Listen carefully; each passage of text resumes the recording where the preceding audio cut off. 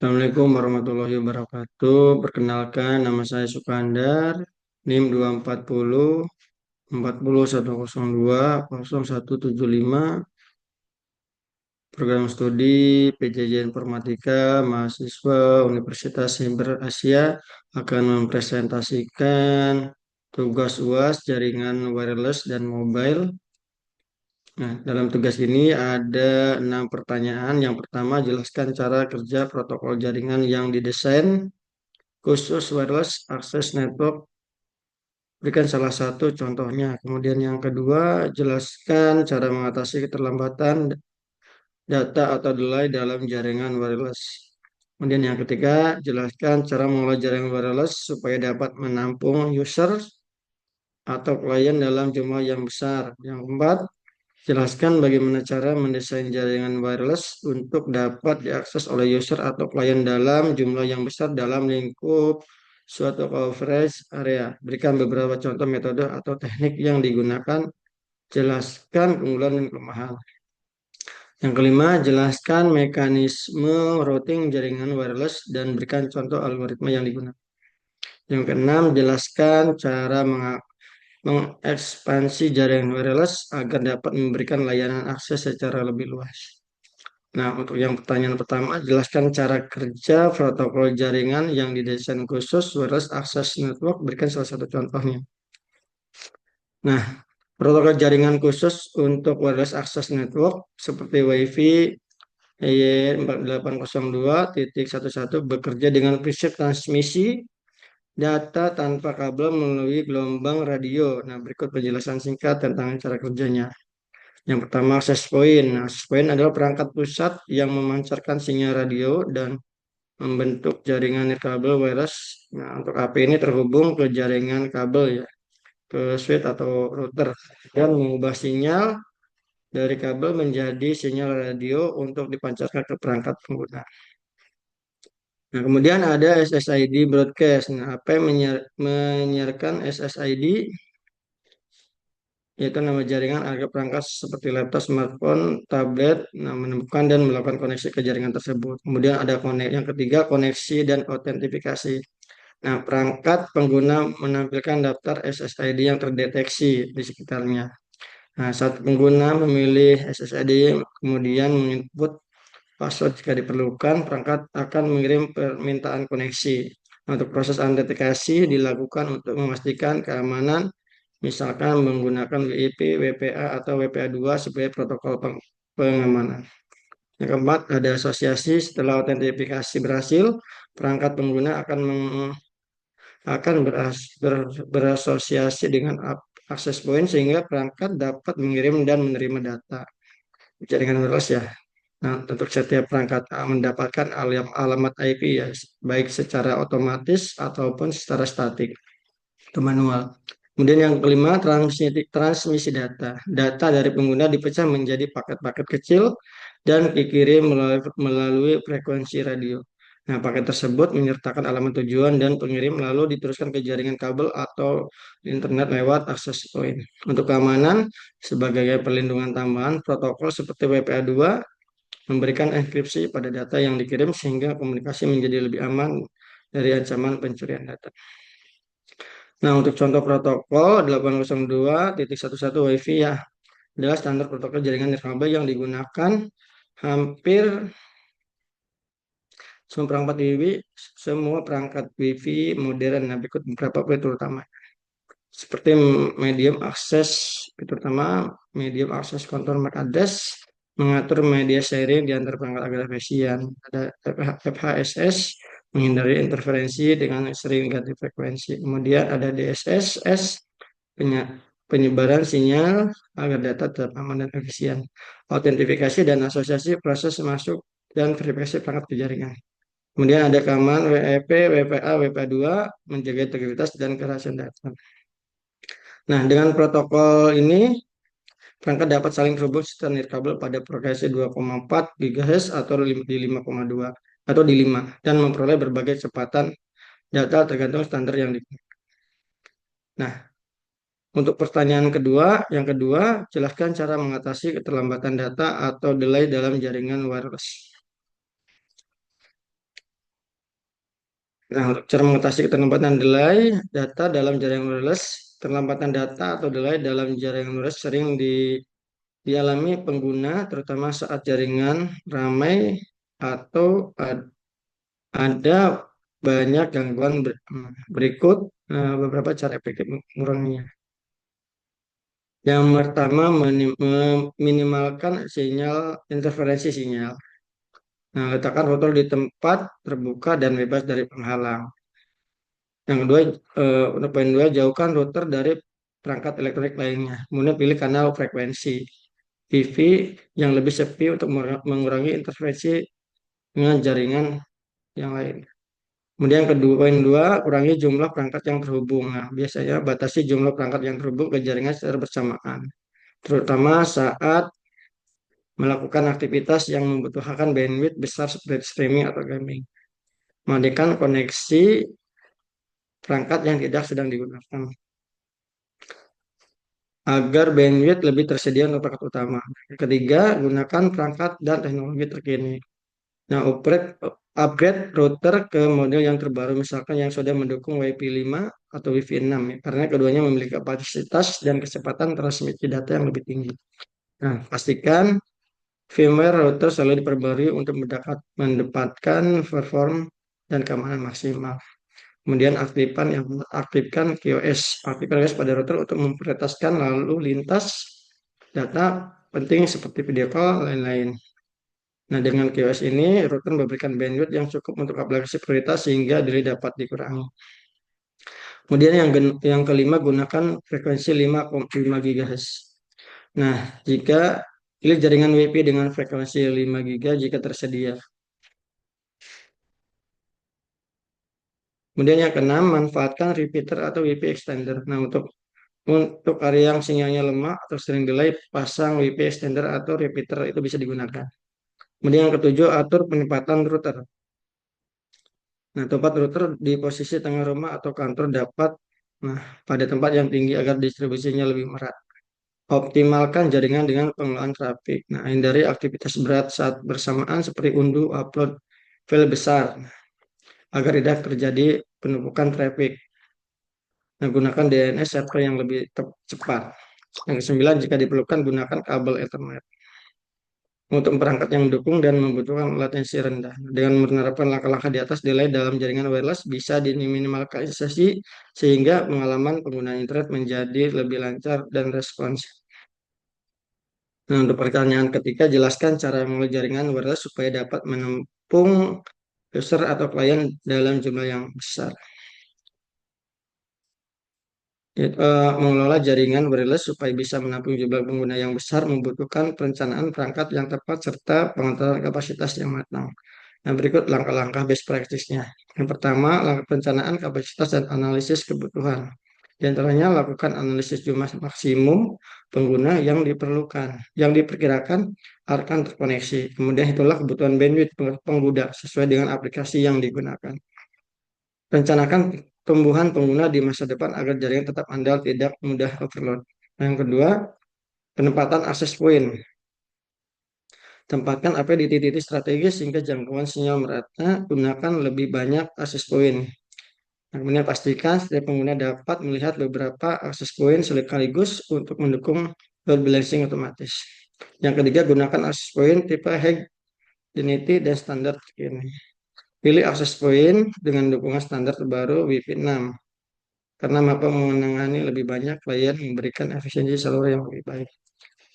AP modern dapat menambah ratusan hingga ribuan klien dalam satu akses point. Upgrade AP berkala jika masih menggunakan mode lama. Kemudian yang keempat, optimasi konfigurasi jaringan. Gunakan kanal frekuensi ganda 2,4, 2,4 dan 5 GHz. Atur kekuatan sinyal AP agar tidak terjadi interferensi antara akses poin yang berdekatan. Yang kelima, implementasi sistem manajemen dan monitoring terpusat. Manfaatkan controller sentralisasi seperti pada Unity, bisa pada catatan, bisa untuk memudahkan monitoring.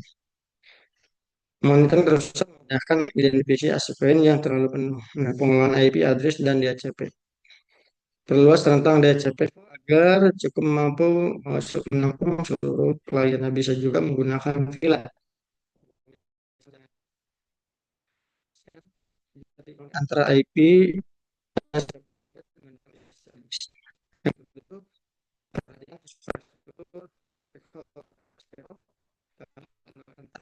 pada suite memiliki bandwidth cukup besar untuk menampung traffic, hindari lane pada sisi kabel hingga penggunaan secara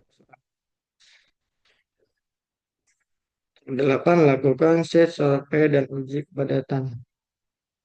Lakukan set survei menggunakan alat khusus untuk memetakan kekuatan sinyal, mendeteksi interferensi. Kemudian uji coba dengan simulasi traffic. Yang sembilan, terapkan kebijakan dan kontrol pengguna. Atur limitasi jumlah koneksi per user, season limit atau bisa jadi menggunakan quality of service atau QoS. Dengan strategi di atas, mulai dari perencanaan kapasitas, pemilihan akses point, penempatan optimal, pengaturan berflexing, momentum terpusat, sehingga pemeriksaan infrastruktur kabel, maka jaringan wireless dapat beroperasi secara stabil dan melayani banyak user tanpa signifikasi penurunan performa. Kemudian yang mendesain jaringan wireless untuk akses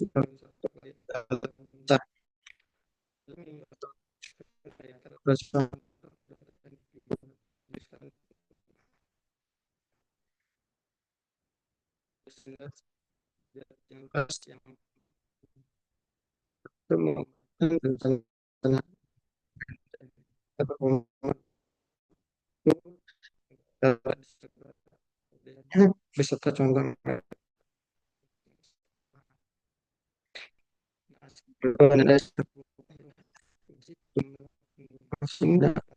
dan aplikasi dan perencanaan penempatan di titik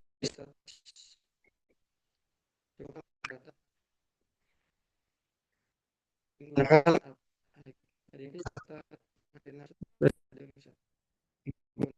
modern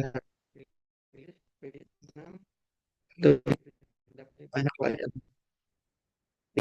dan frekuensi. Nah, bisa menggunakan dual band 2,4 dan 5 GHz secara otomatis. Atur saluran agar tidak terjadi tumpukan tindih. Nah, untuk kelima, penerapan teknik lanjut. Aktifkan fitur MIMO, multi user, multi input, multi output. Kelola kemudian kelola kekuatan sinyal, transmisi power agar tidak terlalu overhead. Ya. Yang keenam, pengelolaan traffic monitoring bisa terapkan QoS untuk pemprioritasaan traffic penting, monitoring line time. Yang ketujuh, pengelolaan IP dan DHCP. Pastikan full DHCP cukup luas untuk semua klien. Jika perlu menggunakan VLAN untuk subnet, tidak terjadi bottleneck pada suatu segmen address. Nah, itu contoh model, metode atau teknik dan analis. Nah, metodenya cross splitting AP densification. Keunggulannya memperbanyak akses point dengan daya lebih rendah untuk area padat sehingga setiap AP melayani lebih sedikit klien. Lemahnya biaya meningkat karena banyak akses pointnya. Resikonya interferensi jika pensiun kanal kurang baik. MIMO dan beamforming dapat melayani banyak klien sekaligus meningkatkan keunggulannya, dapat melayani banyak klien sekaligus meningkatkan efisiensi fokus sinyal ke pengguna. Kelemahannya hanya tersedia pada perangkat modern, butuh akses point dan klien.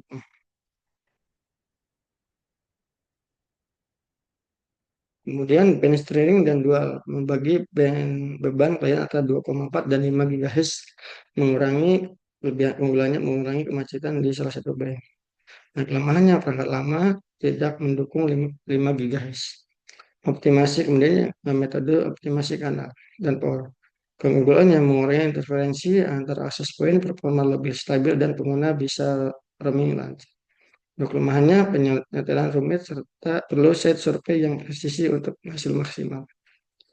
Bisa yang metode WP6 atau WP7 dan FDMA. Kemampuan lebih tinggi keunggulannya, kemampuan lebih tinggi dalam menangani banyak perangkat serta efisiensi spektrum lebih baik. Implementasi baru, WP7 perangkat klien harus mendukung standar baru. Load balancing. Beban pengguna dibagi rata ke semua akses point mencegah overload di satu titik untuk keunggulan. Untuk kelemahannya, jika tidak didampingi monitoring dan konfigurasi dinamis, kurang efektif saat mobilitas tinggi. Pertanyaan nomor 5, jelaskan mekanisme routing, jaringan wireless, dan berikan contoh algoritma yang digunakan. Nah, untuk mekanisme routing pada jaringan wireless, routing pada jaringan wireless adalah proses menentukan jalur terbaik untuk mengirim data dari node perangkat sumber menuju node tujuan melalui serangkaian node perantara di jaringan nirkabel.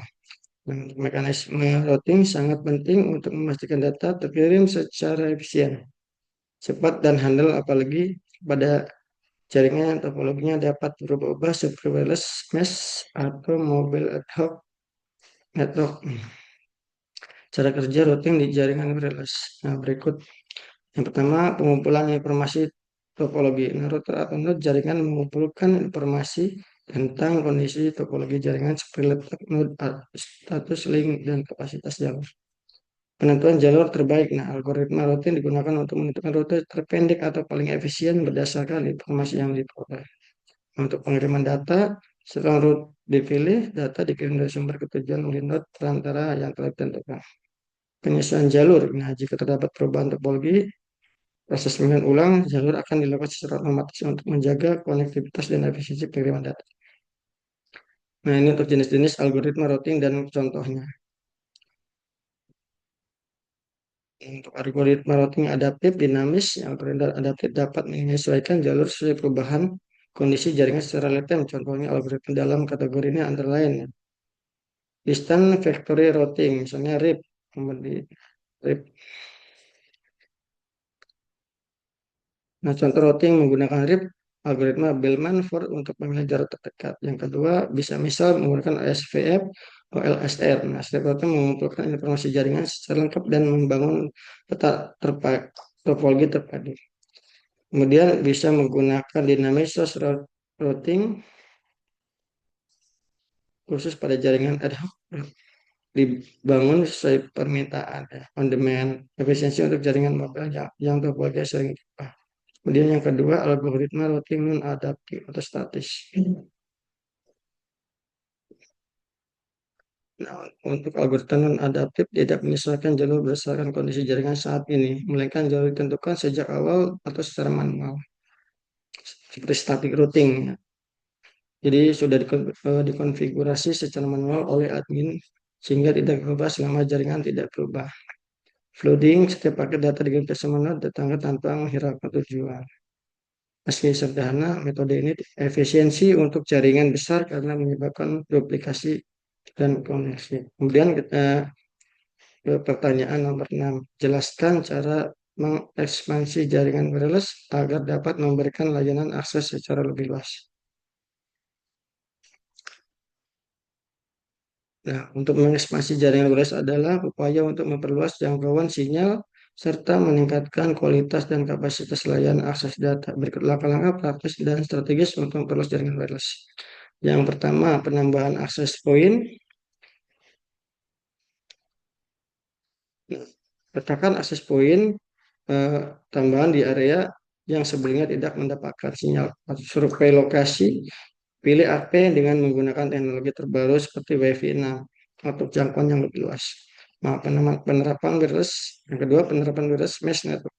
Gunakan sistem mesh Wi-Fi node saling terhubung dan memperluas jangkauan secara dinamis. Memudahkan perawatan dan ekspansi cukup tambah node mesh baru pada lokasi yang diinginkan. Yang ketiga, memanfaatkan repeater extender. Nah, install wireless repeater extender di titik yang jauh dari pusat jaringan utama. Nah, repeater ini menerima sinyal dan memancarkan ulang sehingga area cakupan bertambah. Penggunaan antena, yang keempat, penggunaan antena outdoor dan teknologi point to point. Gunakan antena outdoor direction untuk menjangkauan jarak lebih jauh antar lokasi, misalkan gedung antar gedung. Menerapkan solusi point to point atau point to multi point untuk didistribusi sinyal ke area terpisah, seperti menggunakan mikrotik ya antena outdoor. Yang kelima, pengaturan channel. Untuk pengaturan channel ini bisa menggunakan band 5 GHz atau lebih yang punya atur frekuensi channelnya. Dan yang keenam, integrasi dengan teknologi BOS lain. Integrasi jaringan Wi-Fi dengan jaringan berbasis seluler 4G atau 5G. Kemudian yang ketujuh, evaluasi dan monitoring rutin. Melakukan survei dan monitoring periodik menggunakan perangkat pengukur sinyal. Sesuaikan penempatan perangkat jika ditemukan blind spot atau akibat perubahan lingkungan atau kebutuhan pengguna. Baik, terima kasih untuk tugas UAS mata kuliah jaringan wireless dan mobil. Assalamualaikum warahmatullahi wabarakatuh.